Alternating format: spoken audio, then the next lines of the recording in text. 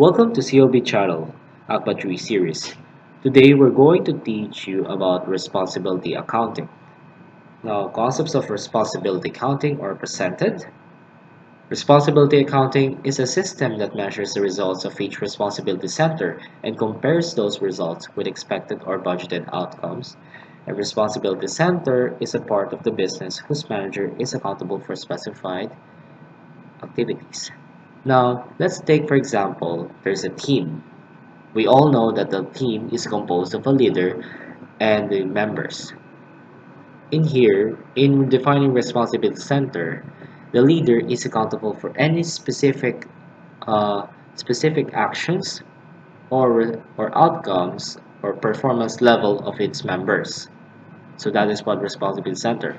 Now, putting this example in the responsibility accounting, so we have here expected level of performance that the company usually sets in its team for their projects, like for example, and the leader and the leader and its members is expected to abide or achieve this level of performance.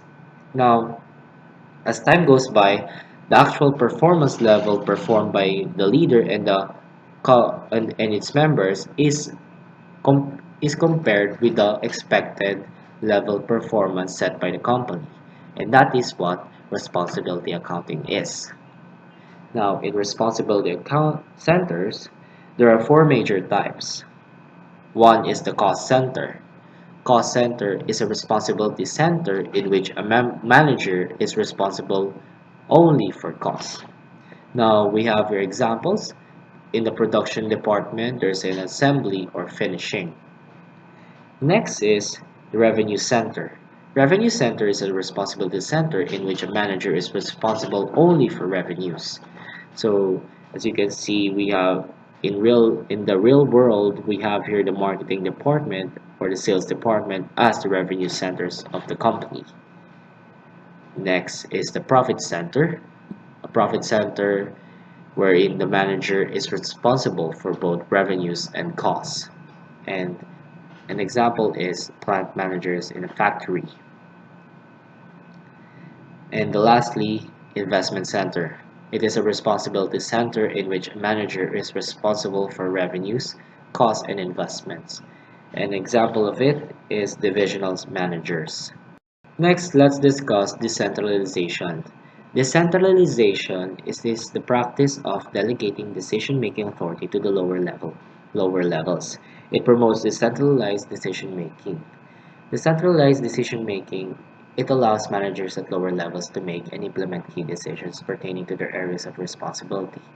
So this is very contrast to the centralized decision-making where at the very top level or the top level management are only have the only power to decide or make decisions, and the lower level managers do not have those power to make decisions.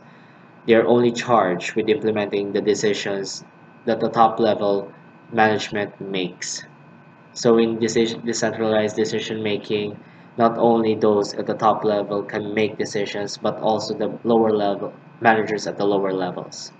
So it is there's also a special case of decentralized firm, which is the multinational corporation.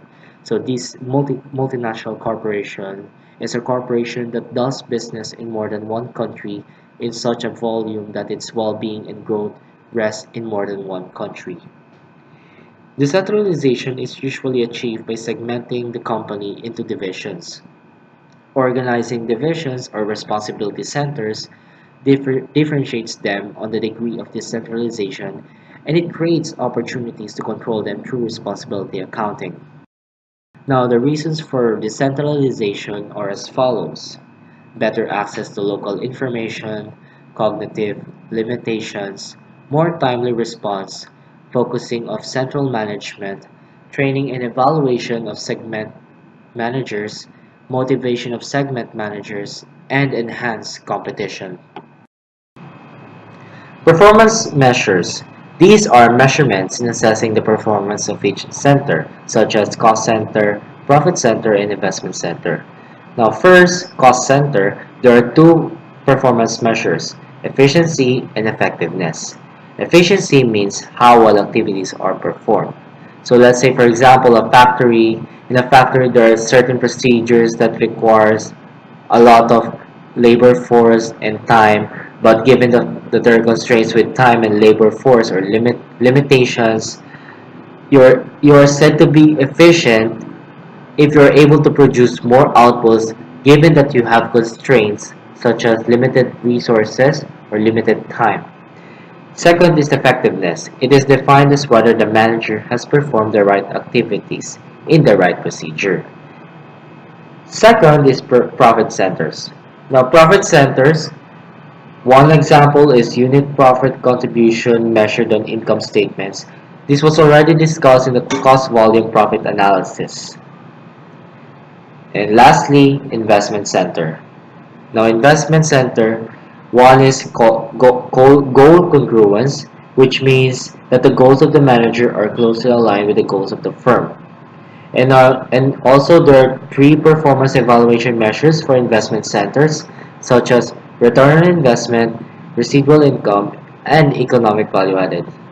Now, this will be discussed more in detail as we move along. First, return on investment.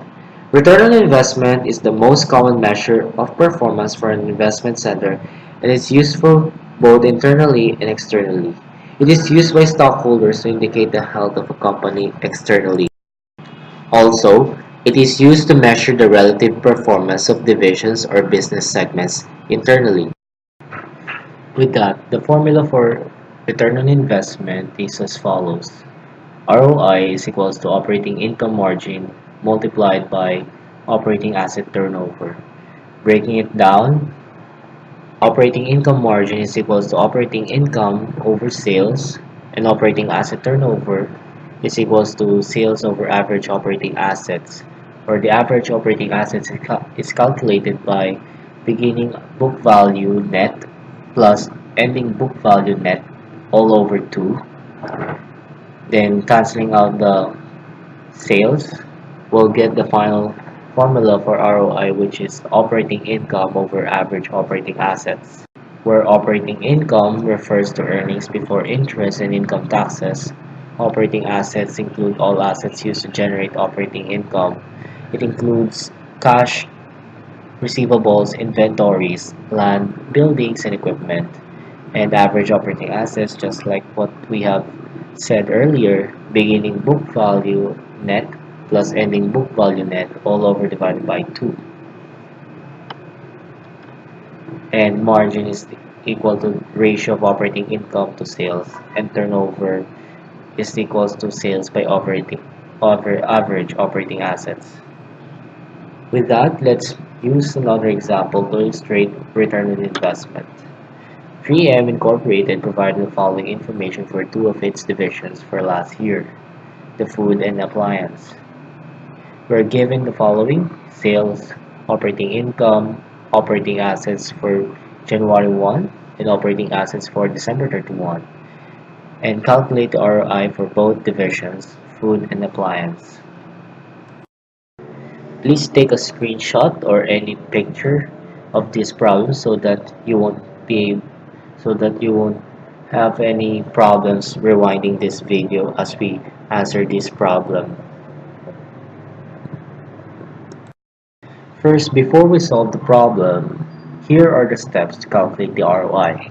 First, we have to calculate the average operating assets, apply or identify the formula for ROI, which was discussed earlier, and calculate the ROI using the formula, just as easy.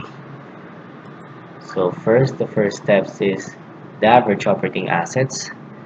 So here is the formula, and using this formula, I will get an average operating assets for food division by 6,934,000, and for the appliance division, $5,800,000.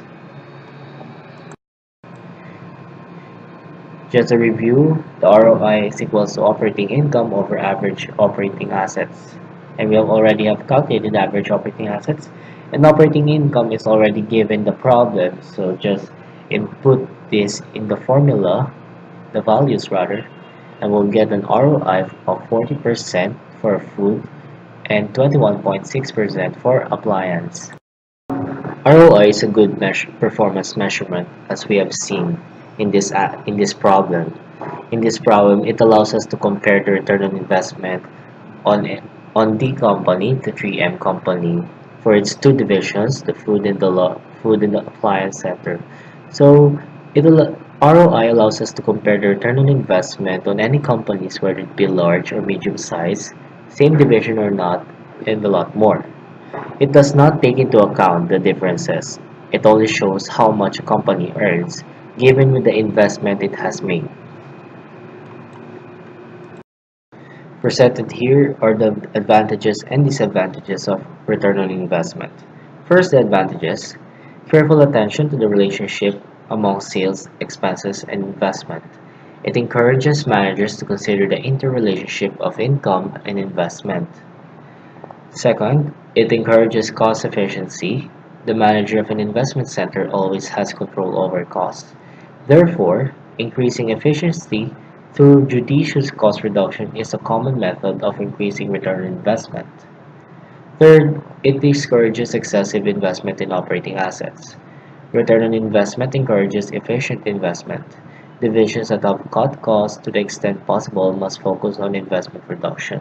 So just for example, operating assets can be trimmed through the reduction of materials inventory and work in process inventory, perhaps by installing just-in-time purchasing and manufacturing systems. Now moving on with the disadvantages, there are two. It discourages managers from investing in projects that would decrease the divisional ROI but would increase the profitability of the company as a whole. So generally, projects with an ROI less than the division's current ROI would be rejected because of this.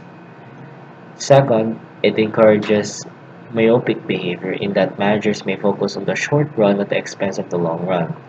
Myopic behavior means the emphasis on short run results at the expense of the long run.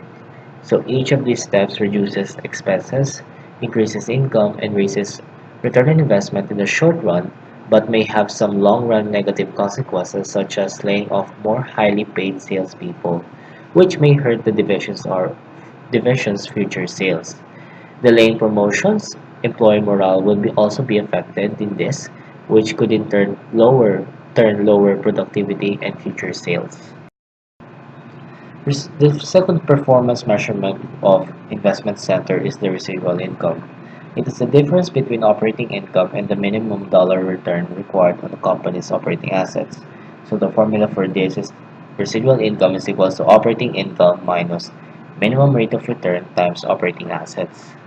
It is measured in dollar amounts rather than in percentages. So this is very different from the return on investment. It relates the income earned to the minimum required rate of return on investment and overcomes the tendency for managers to turn down profitable projects that might lower divisional ROI.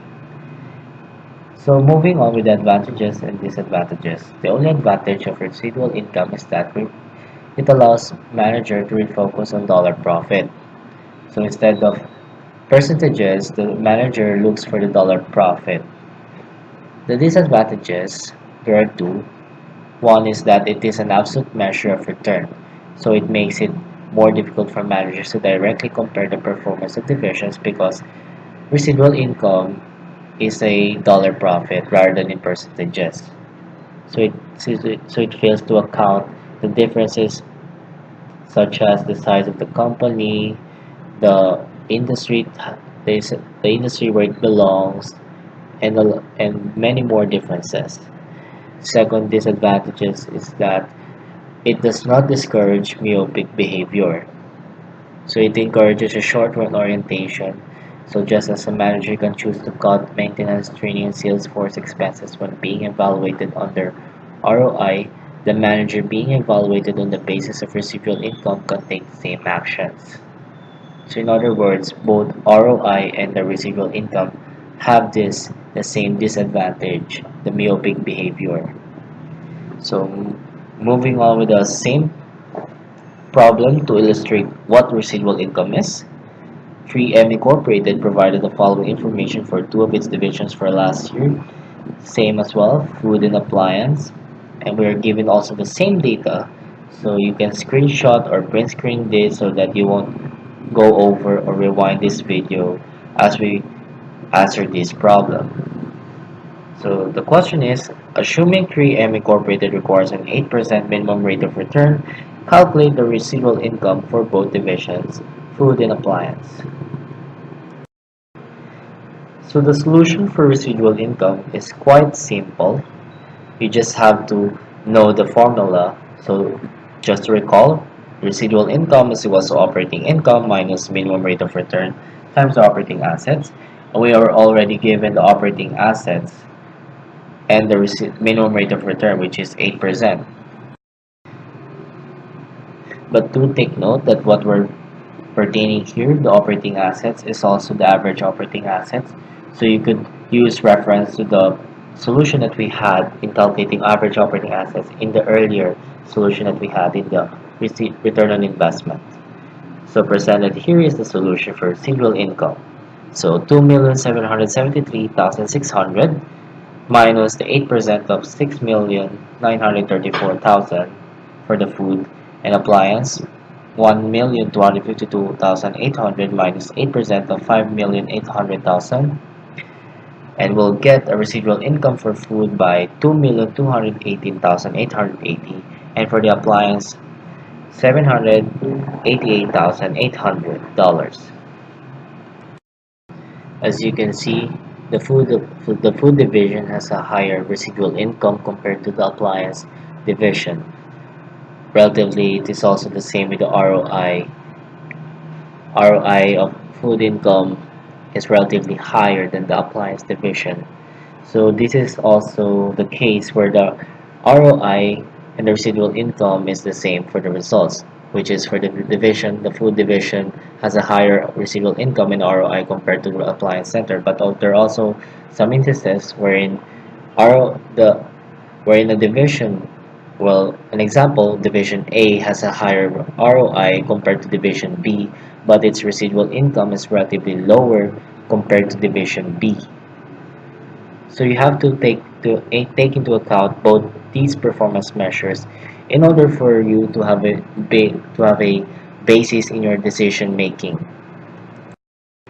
So although both return on investment and residual income has its differences, it is still best to use both of these performance measurements in order to help managers in making decisions, particularly in making investment decisions. The third performance measurement for investment center is economic value added. Economic value added encourages managers to use existing and new capital for maximum gain. It is also used to adjust management compensation and encourages the right kind of behavior from any divisions in a way that emphasis on operating income alone cannot. So if the resulting calculation on economic value added is positive, the company is said to be creating wealth. If the EVA is minus or rather negative, the company is destroying wealth. So in other words, economic value added is an after-tax operating income minus the total annual cost of capital. Breaking it down, after-tax operating income is minus the weighted average cost of capital times the total capital employed. There are two steps in calculating economic value added. First step is determine the weighted average cost of capital in percentage, and second, determine the total dollar amount of capital employed. Now, to determine first the total dollar amount of capital employed, you have to get first the sources of financing. So sources of financing may include equity or debt. And get the sum, you'll get the sources of financing. So once you get all or calculated everything about sources of financing, multiply it to weighted average cost of capital. And if you get the result or the after multiplying both items, you'll get the total dollar amount of capital employed.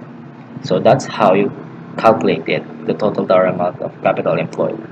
So let's illustrate this in a problem for economic value added. Ignacio Incorporated had an after-tax operating income last year of $1,196,500. Three sources of financing were used by the company. Remember it? 2 million of mortgage bonds paying 4% interest, 4 million of unsecured bonds paying 6% interest, and 9 million in common stock, which was considered to be relatively risky with a risk premium of 8%. The rate of long-term treasuries is 4%. Ignacio Incorporated pays a marginal tax rate of 30%. So we are asked to calculate the following: after-tax cost of each method of financing, weighted average cost of capital, and total dollar amount of capital employed, and finally, economic value added. So we'll do this step by step. First, identify all the given financing resources. So to better make the solution even more reliable, or rather more illustrative, you you may use this cell or table as a reference for your solution. So one is for type, principal, interest, and the tax. Just so you know, the interest is also the cost of capital. And the tax column is for determining whether the type of source of financing is subject to tax or not. So with that, let's go over first with the problem. Please take a screenshot so you have a copy of it, so that when we answer this problem, you won't have to rewind all over again to see the given. So moving on. So we have already identified the given financing resources. We have the mortgage bonds, unsecured bonds, and common stock. With that, we're going to show you the finished table. So type mortgage bonds, 2 million principal, 4% interest, or the cost of capital. And is it subject to tax? Yes, because it is a debt security. Second, unsecured bonds, 4 million, 6%, and also a debt security, so it is subject to tax. Common stock, 9 million, 12%. So how do we get the 12%? It is the sum of the risk premium, 8%, and the rate on long-term treasuries, which is 4%. And as we all know that equity securities are not subject to tax. After determining the financing resources, let's calculate the weighted average cost of capital. Now presented here is the summary of the calculation of the weighted average cost of capital. Now for the after-tax cost, it is calculated as the cost of capital times the 1 minus tax percentage. Now we already computed for the percentage, which is the principal all over divided by the total capital that we got. Now get the product of the percentage and after-tax cost, and you'll get the weighted average cost of capital for each type of finances. Now get the sum of the mortgage bonds, unsecured bonds, and common stocks weighted average cost of capital, and you'll get the weighted average cost of capital for the whole finances, which is 8.69%. Now after computing for the weighted average cost of capital, we can already compute for the total dollar amount of capital employed.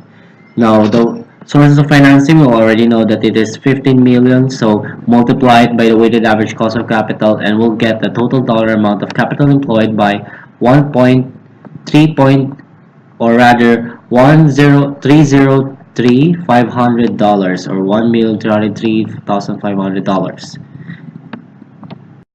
With that, we can already calculate the economic value added, which is after tax operating income already given, and the total dollar amount of capital employed already computed, and get the difference, and we'll get the economic value added as presented here, $107,000 negative. So the economic value added that we have computed is destroying the wealth of the company. In conclusion, That sums up for the Responsibility Accounting under ACCTBA3 series of CLB channel. We hope you learned a lot about this topic in this video. If you have any concerns, questions, or comments about this topic, just put it in the comment section below. Thank you for watching and hit the thumbs up here. See you in our next video.